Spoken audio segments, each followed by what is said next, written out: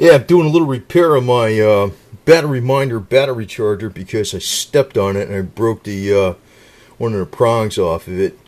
So I decided to put a nice long cord on it, and I don't know how this is going to work out. I just pulled a couple wires out of where the prongs were attached to the wires, and I'm soldering a cord on it. But the only thing I got to watch for is if you pull on that, you'll rip it out of the circuit.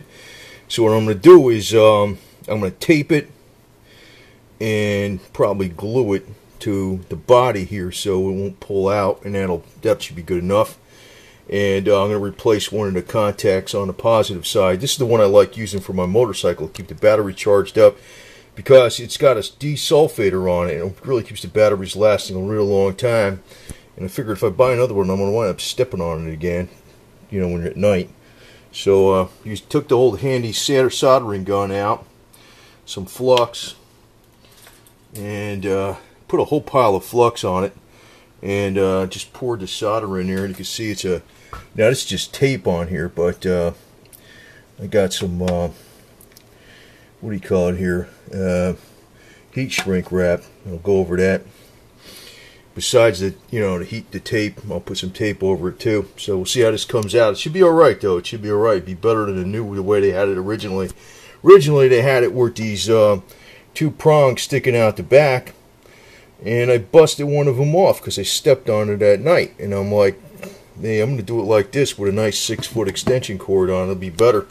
Plus I'll change out one of the battery connectors too, where it goes on a post, because I got a replacement for it. You could do a lot of cool shit, instead of throwing it away, make it better than the way it originally was. So do this over the kitchen sink because it's got stainless steel, Now to solve the problem where I don't want to pull the cord out, I took a real super heavy duty tie, wrapped it around here, and this is emblem adhesive.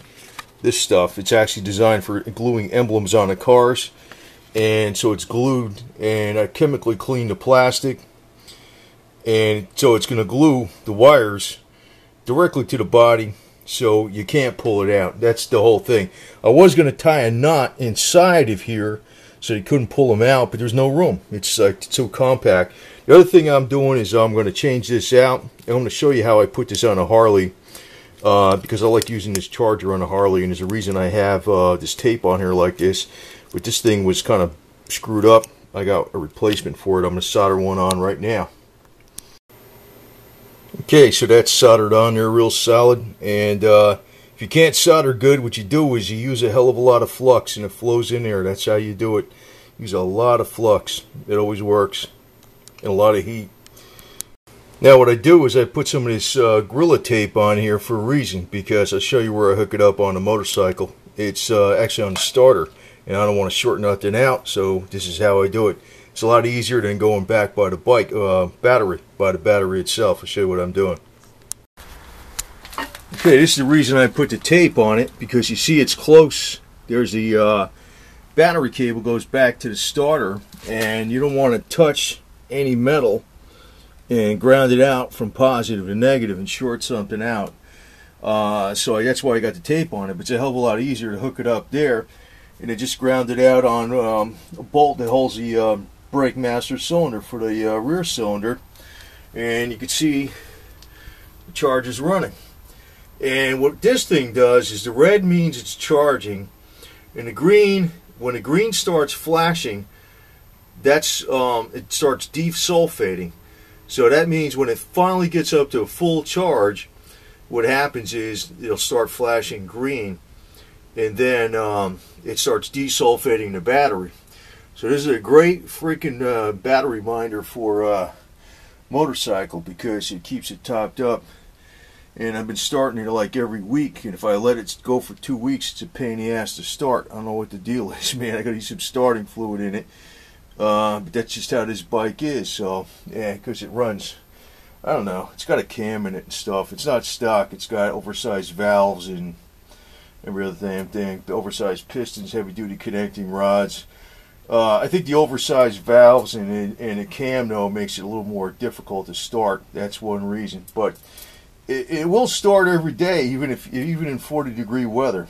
But This is the thing you want to have on a battery, this thing like that. Now I got this real long cord on the other side, so I don't have to ever use an extension cord with it. And if I step on it, it ain't gonna screw it up. So, and on the back,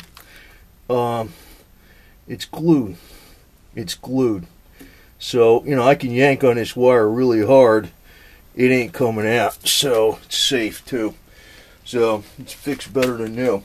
I've had this thing since brand new, basically. Since brand new. I had it, I think I got it in like 2002 when they first came out. It's actually been very good. I went up stepping on it the other day and I broke it, so I figured, hell, man, I'll just put an extension cord on it. But that's how I set it up. That's how I set it up on a bike. That's the easy way to charge the battery up all the time. So anyway, figured I'd just pass this tip on because there's a lot of cool ways you can fix shit up better than it was originally. When you think it's broke, it ain't broke.